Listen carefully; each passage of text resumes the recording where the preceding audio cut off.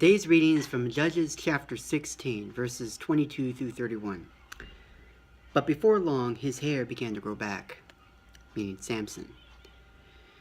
The Philistine rulers held a great festival, offering sacrifices and praising their god, Dagon. They said, "Our God has given us victory over our enemy Samson." When the people saw him, they praised their God, saying, "Our God has delivered our enemy to us. The one who killed so many of us is now in our power."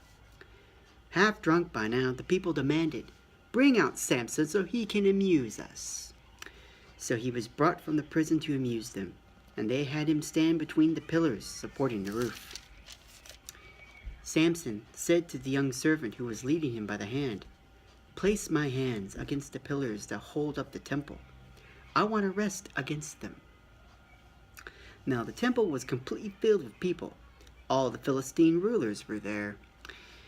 And there were about 3,000 men and women on the roof who were watching as Samson amused them. Then Samson prayed to the Lord, "Sovereign Lord, remember me again. Oh God, please strengthen me just one more time.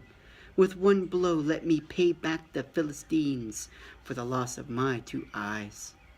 Then Samson put his hands on the 2 center pillars that held up the temple. Pushing against them with both hands, he prayed, "Let me die with the Philistines." And the temple crashed down on the Philistine rulers and all the people. So he killed more people than when he died, when he had during his entire lifetime. Later, his brothers and other relatives went down to get his body. They took him back home, and buried him between Zorah and Eshtaol, where his father Manoah was buried. Samson had judged Israel for 20 years. Men like to be liked, but it's not everything for us. Most of our value doesn't come from relationships. It comes from accomplishments. How do I measure up? Did I do well? Did I win? Most men don't want to fail, even once. We want to measure up and be successful at anything we try. That's why we don't like to play if we don't think we can win. It's typically when we don't live up to our expectations or to someone else's that regret sets in. I wish I had blank. I wish I had done blank. Why didn't I blank? Samson was the poster boy for the wish you would have, could have, should have foundation. Samson's tragedy was that he failed to be all that he might have been if he had just been willing to learn from his mistakes the first time. Can you imagine?